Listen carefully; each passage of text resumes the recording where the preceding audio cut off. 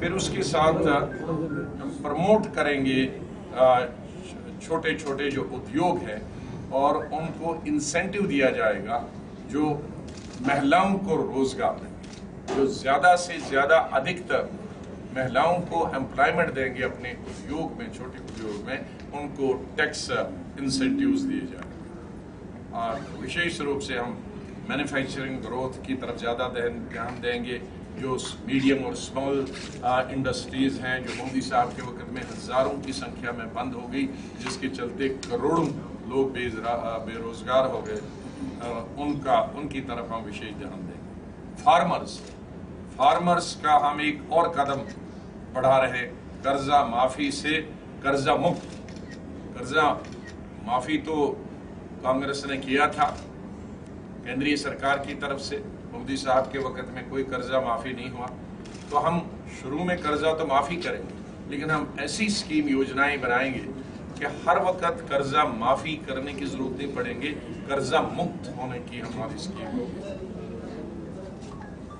और वो कर्जा मुक्त होने की स्कीम के लिए हमारी क्या होगी, ये हम वेव तो करेंगे ही ये एक दफा लोन, लेकिन उस तरह से एक योजना ऐसी बनाएंगी, MSP बनाएंगे, दूसरी चीजें बनाएंगे जो इनपुट्स है उनको सस्ता करेंगे। आज इनपुट्स हमारी क्या खाद है, उस पे GST लग गया।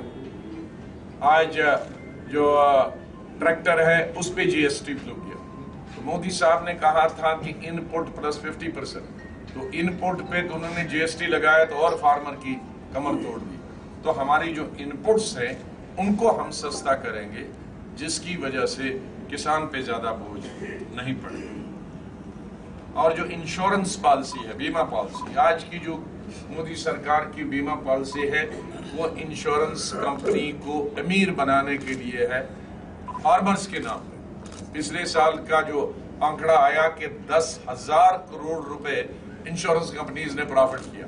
तो हमें लगता है, और हम लोगों ने ये पार्लियामेंट में भी बताया, कि ये स्कीम इंश्योरेंस कंपनीज के लिए बनाई गई थी, फार्मर्स के लिए नहीं। जहां फार्मर्स इंश्योरेंस कंपनीज में, जहां इंश्योरेंस कंपनीज फार्मर्स के नाम पे 10,000 करोड़ का प्रॉफिट बनाए, वो कैसी इंश्योरेंस? तो हमारी इंश्योरेंस जो होगी नो प्रॉफिट नो लॉस पे इस तरह की, ताकि जो लाभ हो जाएगा वो इंश्योरेंस कंपनी का फायदा न हो, वो तो किसानों का फायदा हो।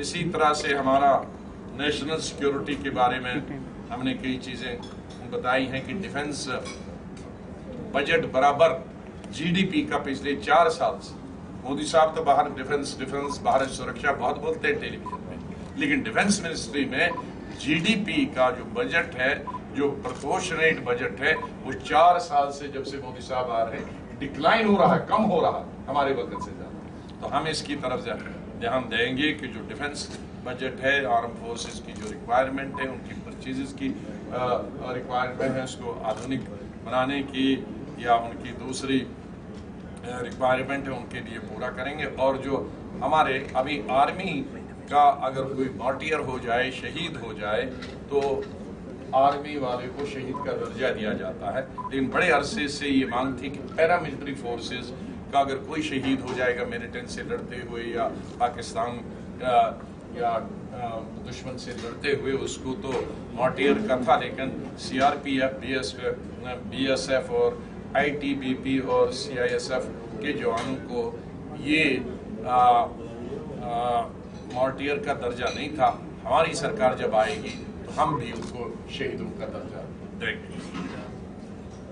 इसी तरह से इंफ्रास्ट्रक्चर में ये आउटडेटेड जो हमारी रेलवे पटड़ियाँ हैं उसको मॉडर्नाइज किया जाएगा, और कंस्ट्रक्शन जो हमारी हाईवेज हैं उनको आगे आधुनिक बनाया जाएगा, उनको लंबा किया जाएगा। जहाँ तक अभी ये इंफ्रास्ट्रक्चर पहुँचा नहीं है वहाँ पहुँचाने की कोशिश करेंगे। GST तो कांग्रेस ने शुरू कर दिया था, लेकिन BJP सरकार को GST बनाना नहीं आया। उन्होंने GST की ऐसी खिचड़ी कर दी, इतने स्लैब्स बना दिए कि उद्योग ही बंद हो गए। तो हम उस GST को, जो ओरिजिनल कंसेप्ट हमारा GST का था कांग्रेस का, उसको उसी तर्ज पे वापस लाएंगे। और हम प्रॉमिस करते हैं कि जो पंचायत और म्यूनसिपैलिटीज हैं उनको भी जीएसटी का जो पैसा है, रेवेन्यू है, वो उनको भी पास आउट हो जाएगा। यूनिवर्सल हेल्थ केयर बहुत ज़रूरी है। हमने मेरे वक्त में जब मैं था तो 9 लाख हमने आशा वर्कर्स, हमारे कोई 6.5 लाख गाँव हैं, हर गाँव में आशा वर्कर रखे। लेकिन इस बीच में 10-15 साल में कई छोटे छोटे मोटे में बन गए हैं, गाँव का बच्चा बन गया, तो हमने उनको भी वंचित नहीं रखा। हमने उनको भी तकरीबन 3 लाख आशा वर्कर्स दिए। मेरे वक्त में तकरीबन 9.5 लाख आशा वर्कर्स थे। तो छोटे मोड़ों के लिए तो काफ़ी है ये आशा वर्कर्स, लेकिन हमने अब हेल्थ केयर में रखा है कि 2,500 की आबादी से जो बड़े गाँव हैं जिनकी संख्या भी लाखों है, वहाँ 1 आशा के बजाय हम 2 आशाएं हैं। तो उसमें भी बहुत कई लाख, 5-6 लाख और भी आशा वर्कर्स को काम मिल सकता है। और हेल्थ केयर जो हम अब गारंटी बनाएंगे कि हेल्थ, राइट टू हेल्थ, जैसे हमने पिछली दफ़ा यूपीए गवर्नमेंट तो right to education, right to food act बनाया था कि हर आदमी को पूरा हक है एजुकेशन प्राप्त करने का, और सरकार का काम है उसको खाना देने का। इसी तरह से हम कानून बनाएंगे राइट टू हेल्थ केयर कि उसे मुफ्त। हम इसमें ये यकीन नहीं करते हैं कि जो कई जो अमेरिका और बरतानिया हमसे बताते थे कि हमको मुक्त कराओ इस इंश्योरेंस से, आप कैसे करते हो?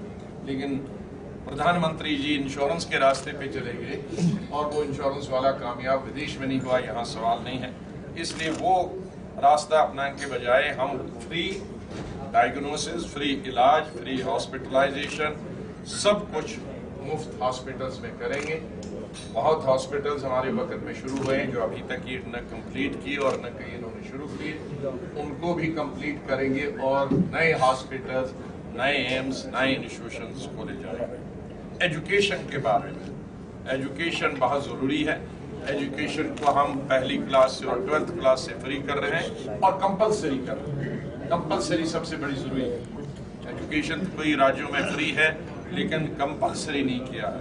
और उसके साथ साथ ही जीडीपी का 6% हम by the end of 5 year हम बजट इतना बढ़ाएंगे जो जीडीपी का 6ठा हिस्सा होगा। जीडीपी का हिस्सा हम हेल्थ पर भी एलोकेशन अपनी बढ़ाने वाले। वुमेन्स सेक्शन, वुमेन एम्पावरमेंट, ये हमारे देश के लिए बहुत ही ज़रूरी है। इन 5 सालों में सबसे ज़्यादा किसान के बाद और यूथ जो अनएम्प्लॉयड रहे, उसके बाद अगर कोई सफ़र हुआ तो हमारी बहनें, बहू, बेटियां हुई। प्रधानमंत्री जी ने वादा किया था बेटी पढ़ाओ, बेटी बचाओ, लेकिन लगातार 4 साल से केंद्रीय मंत्रालय में जो बच्चियों के लिए एजुकेशन है, लड़कियों के लिए एजुकेशन है, 20% अनस्पेंड रहा। 20% हर साल स्पेंड ही नहीं हुआ। जब आप स्लोगन देते बच्चे पढ़ाओ तो आपको तो एक्स्ट्रा लगनी चाहिए थी पैसा, लेकिन जो ऑलरेडी हमारे वक्त से एलोकेशन होती थी उसमें भी मोदी साहब 20% हर साल खर्च नहीं कर पाए, तो इसलिए वो वंचित रहे शिक्षा से भी।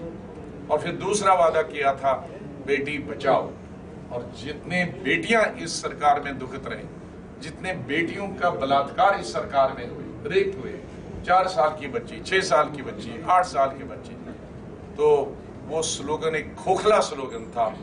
इसलिए हम वुमेन एम्पावरमेंट के लिए हम कई मल्टी प्राउंड स्ट्रेटजी कर रहे हैं। सबसे यह है कि उनकी आवाज़ इस देश के पार्लियामेंट में और इस देश के विधानसभाओं में जब तक नहीं पहुंचेगी तो वुमेन एम्पावरमेंट नहीं होगा।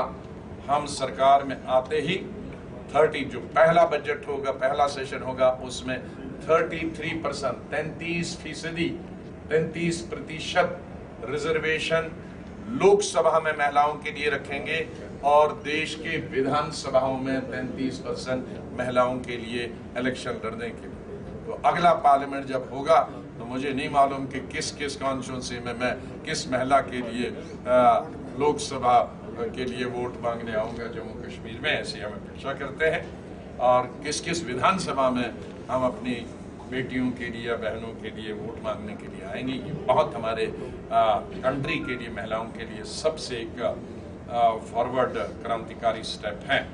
और उसके लिए उसके बाद हम सेंट्रल गवर्नमेंट में 33% रिजर्वेशन रखेंगे एम्प्लॉयमेंट, नौकरी। गवर्नमेंट ऑफ इंडिया में 33% हम रिजर्वेशन रखेंगे पोस्टों में। ये भी एक बहुत बड़ा कदम है और उम्मीद है कि उसके बाद राज्य सरकार भी इसकी तरफ बढ़ेंगे। और एक दूसरा हम लेजिस्लेशन बनाएंगे कि एक अलग सेपरेट इन्वेस्टिगेटिंग एजेंसी हम बनाएंगे जो क्राइम अगेंस्ट वुमेन, जिसकी अभी मैंने जिक्र किया, बलात्कार होता है, दूसरा छेड़छाड़ी होता है, तंग करते हैं वुमेन के, बहुत किस्म के दुश्वारियों से हमारी बहू बेटियों को गुजरना पड़ता है, उनका क्राइम होता है। लेकिन क्राइम एजेंसी स्टेट लेवल पर, सेंट्रल लेवल पे एक ही होती है और वो हर किस्म की इंक्वायरी करते हैं और वो प्राथमिकता मिलती नहीं हमारी बहनों को। इसके लिए हम एक अलग से सेपरेट एजेंसी बनाएंगे जो सिर्फ जो हीनियस क्राइम हुआ है against the women and children, उसी की इंक्वायरी करते रहेंगे। तो ये एक बहुत बड़ा कदम है एम्पावरमेंट ऑफ हमारी बहनों के लिए। दलित और आदिवासी के लिए हम जो बैकलॉग है वो SC, ST और OBC का जो गवर्नमेंट और सेमी गवर्नमेंट ऑर्गेनाइजेशन है वो 12 महीने के अंदर हम उस बैकलॉग को भर देंगे। और हम ये भी प्रॉमिस करते हैं कि we will amend the constitution. जो रिजर्वेशन है उस प्रमोशन में SC और ST और OBC के लिए उसमें रिजर्वेशन होगा। और इसीलिए हम जो प्राइवेट सेक्टर हैं, हायर एजुकेशन के, हायर एजुकेशनल इंस्टीट्यूशंस, उसमें भी रिजर्वेशन होगी SC, ST और OBC। राइट, जो हमने फॉरेस्ट एक्ट बनाया था पार्लियामेंट में 2006 में, SC शेड्यूल्ड ट्राइब्स के लिए उसको और उस मिशन को भी पूरी तरह से इम्प्लीमेंट करेंगे। सिटीज़ और अर्बन एरिया में इंफ्रास्ट्रक्चर को फ़रोग देंगे। और मैं एक जगह पीछे भूल गया कि देहात में आज ज़मीन बहुत कम रही है। देहातों में उनके पास ज़मीन नहीं है घर बनाने की, तो देहातों में भी और शहरों में भी जिसके पास देहात में जिसके पास ज़मीन नहीं है घर बनाने के लिए, उसको ज़मीन का टुकड़ा दिया जाएगा घर बनाने के लिए। और शहरों में राइट टू हाउसिंग का हम ये कि हर इंसान को घर होना चाहिए, ये अनिवार्य होगा। और जो प्रोटेक्शन दी जाएगी, जो इविक्शन आर्बिट्रेरी हो जाता है किसी को, उसके लिए भी कानून बनाया जाएगा। स्लम अपग्रेडेशन के लिए और ट्रांसफॉर्मेशन के लिए भी बहुत सारी स्कीमें बनेंगी। ये इस तरह की कुछ स्कीमें ये नेशनल पूरे कंट्री के लिए है। मैं आखिर में 1 मिनट में जम्मू कश्मीर में आ जाता हूँ।